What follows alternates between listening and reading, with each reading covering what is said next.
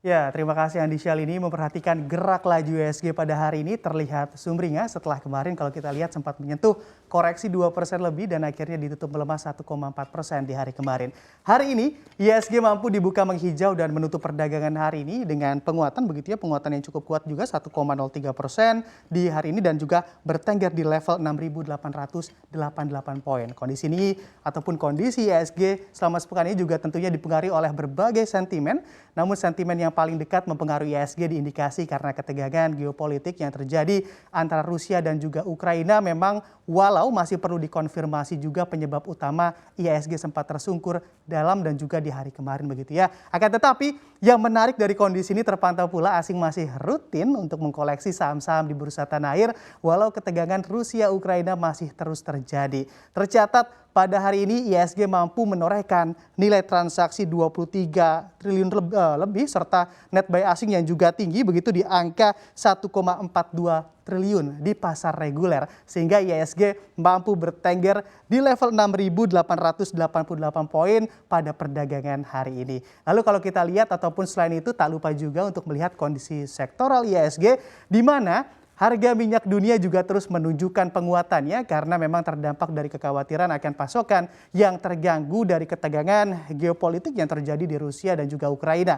Harga minyak dunia terpantau kembali berada di atas $100 Amerika Serikat per barrel atau lebih tepatnya 101,46 dolar Amerika Serikat per barrel untuk minyak acuan Brent, sedangkan untuk WTI tercatat berada di level 94,97 dolar Amerika Serikat per barrel pada pukul 13.45 waktu Indonesia Barat pada hari ini. Situasi ini seraya juga membuat investor cemas akan terjadinya disrupsi pasokan energi dunia, mengingat Rusia adalah salah satu pemasok minyak terbesar dunia. Apabila kita update juga di sore hari ini untuk harga minyak WTI yang mana juga bertengger di level 95 dolar Amerika Serikat per barrelnya dan juga kita geser lagi untuk melihat kondisi harga minyak Brent yang mana juga masih menembus level di jalur penguatan menembus level $100 Amerika Serikat atau berada di angka 101 dolar Amerika Serikat per barrelnya. Lalu juga kalau kita perhatikan juga begitupun sama halnya dengan komoditas lain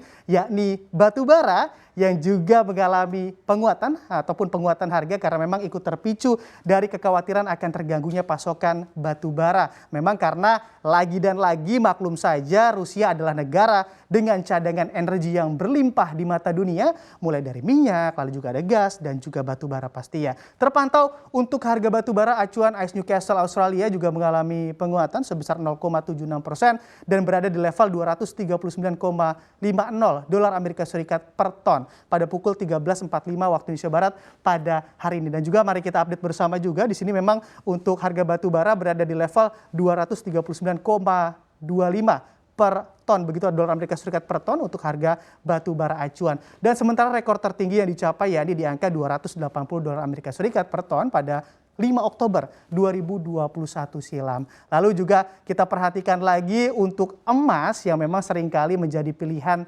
terbaik para investor untuk mengamankan asetnya saat kondisi ekonomi dunia dinilai tidak stabil. Saat ini justru mengalami pelemahan setelah pada hari kemarin mampu menguat sebesar 3,5%. Terpantau pada hari ini emas juga sempat tersungkur begitu di level 1.902 dolar Amerika Serikat per troy ounce, namun mampu rebound tipis atau menguat 0,48% pada pukul 13.47 waktu Indonesia Barat hari ini. Kita pantau bersama untuk harga emas saat ini berada di angka 1.915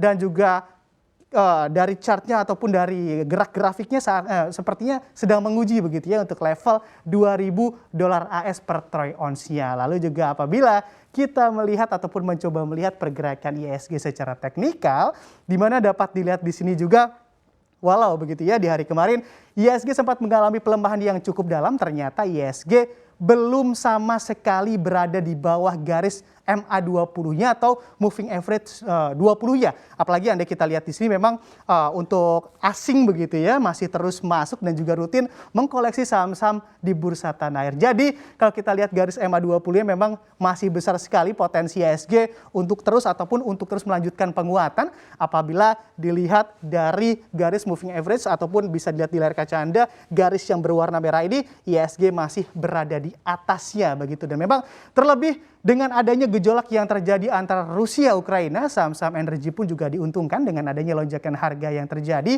Bahkan penguatan IHSG pada hari ini juga banyak begitu ya, ataupun kita perhatikan banyak ditopang oleh saham-saham yang berbasis energi tanah air. Jadi tentu kita nantikan saja apakah IHSG akan mampu menembus level 7.000-nya dalam waktu dekat ini. Mari kita pantau bersama. Kembali ke Anda, Andi Syalidi. Silakan Sasa. Untuk informasi lebih lengkap dan juga berita terkait bisa klik link di deskripsi. Dan juga jangan lupa untuk download aplikasi CNBC Indonesia di Play Store dan juga App Store. Dan yang paling penting, jangan lupa subscribe ya.